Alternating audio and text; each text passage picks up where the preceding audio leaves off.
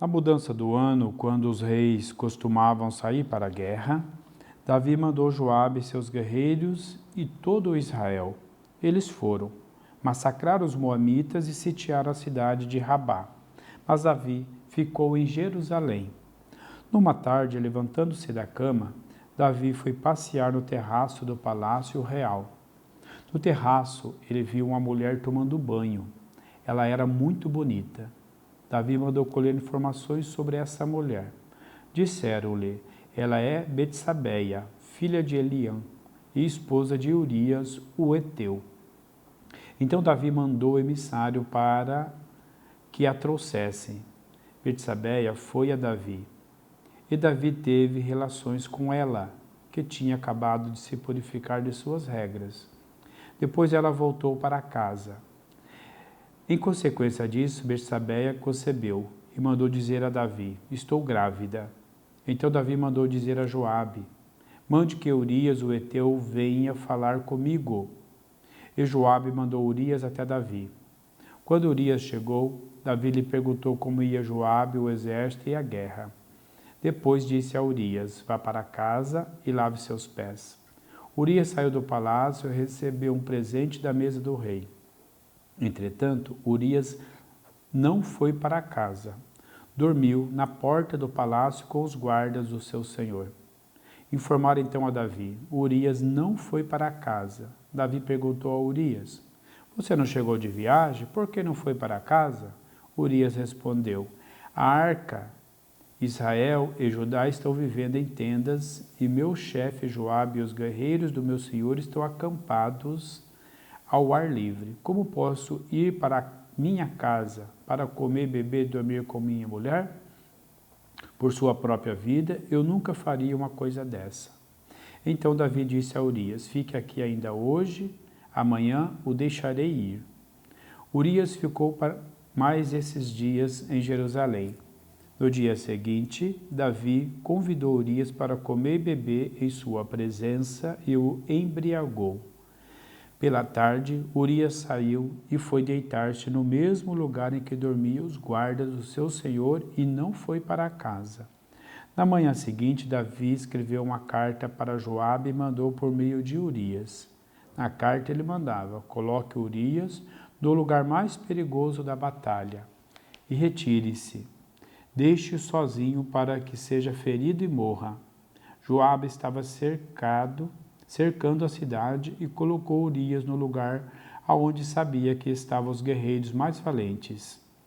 Os que estavam defendendo a cidade saíram para atacar Joabe, e do exército morreram alguns do guarda de Davi, e morreu também Urias, o heteu.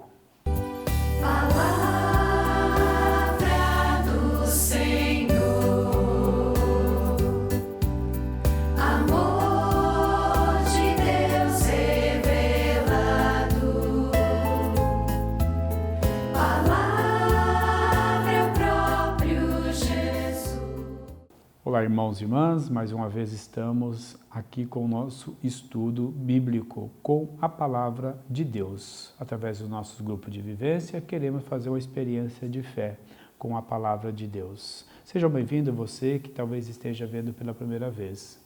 E não esqueça de curtir esse canal, mais esse encontro e compartilhar também com outros amigos. Tem muitos outros vídeos aí do estudo bíblico, como também do canal do DATV da Diocese de Apucarana.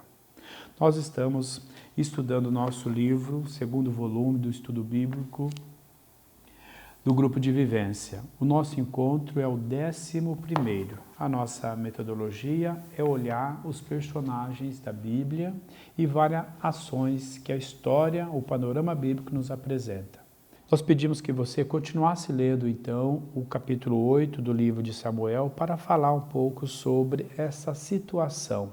O povo está saindo do sistema tribal, quando entrar na terra, dividir a terra, estão progredindo na terra. Deus é o grande rei e estabeleceu juízes para administrar o povo. Samuel é o último dos juízes. Nós ouvimos então sobre isso quando o povo pede um rei e Samuel então estabelece com eles o rei. Mas no capítulo 8 que eu falei, então ali Deus fala para Samuel, diga ao povo qual é o direito do rei, ou quais são os direitos, o que o rei vai fazer por vocês ou contra vocês. Não tem problema. O povo quiser um rei, desagradou a Samuel e a Deus essa opção. Aí todo o restante do livro de Samuel fala, né, a história de como se estabeleceu o reinado. O primeiro rei é Saul, que foi um rei fraco, um rei medroso, um rei que não conseguiu dar unidade. O segundo rei é Davi. E hoje nós começamos então a falar do rei Davi. Davi foi escolhido por Samuel, foi ungido como rei e ele se torna um grande guerreiro e conquista toda a confiança do povo e do reino. Ele estabelece um grande reino então e conquista a cidade de Jerusalém, aonde ele vai morar. Esse é o grande problema que foi estabelecido, o direito do rei. Por exemplo, ali fala que o rei tinha direito de confiscar os filhos do povo, das famílias, para trabalhar, e as mulheres também. Então é direito do rei, se ele gostou de uma mulher, tomar posse dessa mulher, não importa quem seria o súdito.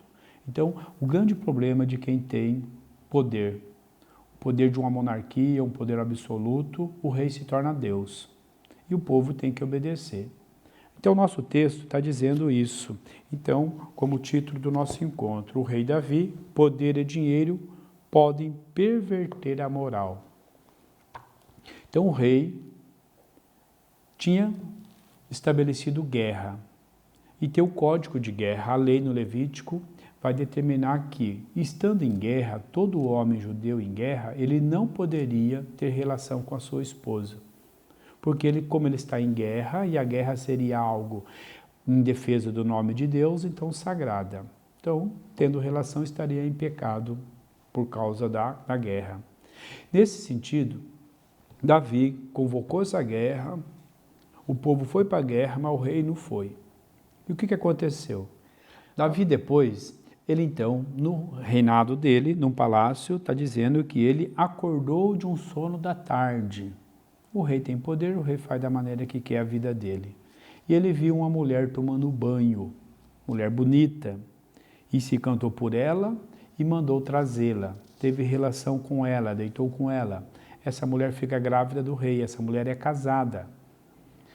E Davi então ficou sabendo que a mulher ficou grávida e aí já estaria um problema moral para o rei, com a família e todos, porque a mulher é casada.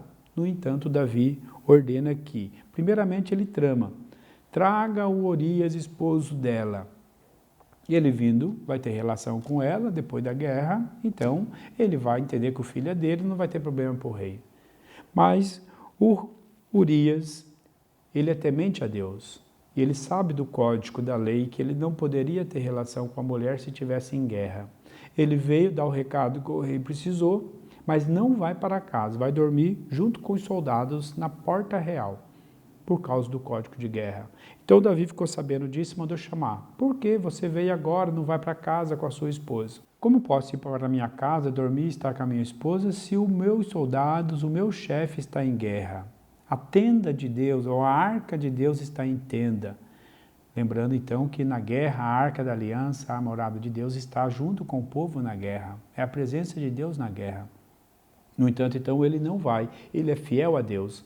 Aquilo que Davi não foi fiel.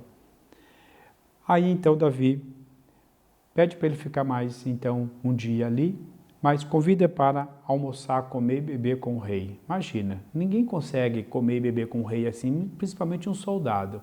Mas o rei está então enganando ele, querendo resolver o seu problema. Bebeu, comeu, mas não foi para casa, embriagou inclusive ele. No entanto, ele volta a dormir no mesmo lugar. O rei percebeu, não tem o que fazer, vou mandar ele para a guerra e lá ele vai morrer. Escreve uma carta que o próprio soldado leva.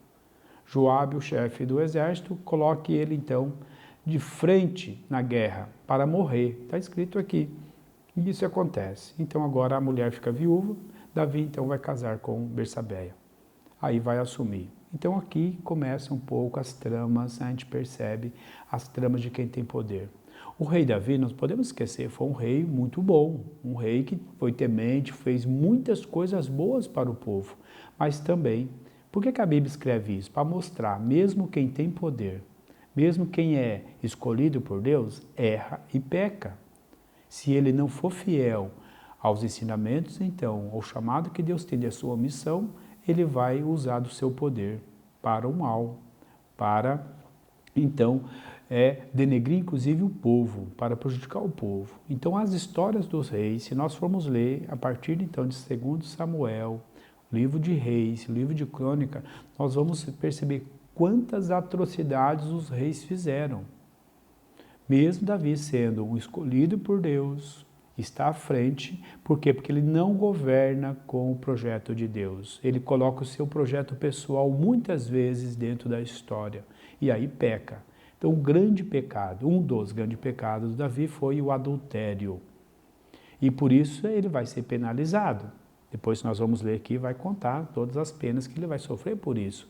Mas depois Salomão, o Roboão, todos os outros reis que vai acontecer, sempre eles querem governar pelo poder, pelo dinheiro. E com isso o povo fica esquecido. Se o rei, quem tem poder é Deus. Deus estabelece-nos para nós poderes. Os poderes vêm de Deus. Jesus vai falar para Pilatos, você não teria esse poder se não tivesse vindo do alto. No entanto, Pilatos condena Jesus. Então, quando o rei não governa para as coisas de Deus, o povo sofre. O povo paga por isso. Então, é nesse sentido que a Bíblia, está isso na Bíblia para a gente perceber. Mesmo pessoas que nós acreditamos, que esperamos que fizessem coisas boas, se nós não cobrarmos, se nós não estivermos atentos aos seus projetos, eles vão fazer coisas más com interesse e ludibria o povo, engana o povo. Tantos outros reis que nós vamos ver aqui nos estudos, ou mesmo lendo a Bíblia, nós vemos como que engana. Foram maus, pecaram, foram totalmente contra o projeto de Deus. O projeto de Deus não era para ter rei, mas Deus deixou o homem livre para isso. Então é isso que está lá no 2 Samuel, ou no 1 Samuel que nós vimos. Não era para ter rei, não precisava ter rei. A política, então, do sistema bíblico era para ser outro, como também talvez a nossa. E nós temos, então, a chance, hoje não temos mais rei, mas temos a chance a cada 4 anos de trocar nossos governos, que seja nas câmaras de vereadores, nas prefeituras, no estado ou a nível de Brasil. Então, nós vivemos um sistema político, e esse sistema político também está dentro do projeto de Deus para nós e nossa sociedade, nosso mundo. Nós temos que agora entender como que esse projeto político pode fazer com que as políticas públicas sejam a construção do reino de Deus aqui. E esse é o nosso compromisso. Então é por isso que nós estudamos a Bíblia, temos que perceber na nossa vida. Então, os nossos governantes estão fazendo aquilo que é vontade de Deus para o povo? O povo está contente, o povo vive bem com esse tipo de política que nós temos? Isso vamos olhar a partir de nossas cidades. A partir de nossas cidades, a partir das políticas públicas, a curto, médio e longo prazo. Como é que é a nossa vida a partir disso? E a nossa vida de fé, o que tem a ver com isso? Tem tudo a ver, porque dependendo de como os governos fazem as suas políticas, o povo pode sofrer mais ou viver melhor e mais feliz. Que nós possamos, então, meditando a palavra de Deus, rezando isso, que a nossa fé seja uma fé realmente comprometida na construção do reino de Deus aqui na terra para todos. E políticas públicas faz parte do projeto de reino de Deus. O meu desejo é que todos tenham vida e vida plena, é o desejo de Jesus. Reze que o reino do céu venha acontecer aqui. Jesus pediu no Evangelho de João, Pai, eu não quero que tire eles do mundo, mas dê força para eles enfrentar o mundo. Então a nossa vida é na transformação deste mundo como projeto do reino de Deus. O próximo encontro já é um outro encontro celebrativo, o 12º encontro celebrativo. Você que está acompanhando, você tem a opção de fazer uma celebração com o ministro, com o diácono, ou vocês mesmos aí no grupo ou na comunidade. E aí nós temos um roteirinho de um encontro, a partir do ofício divino, um encontro de festa de Nossa Senhora, a festa da Virgem Maria, que é um ofício em louvor a Nossa Senhora. Se você não conhece isso, pode pedir então pelo grupo do WhatsApp ou pelo celular que está aí no vídeo, os hinos, os cantos que a gente manda para vocês vivenciarem também este encontro celebrativo. Deus abençoe, bom encontro e boa celebração, né, no meio de vocês.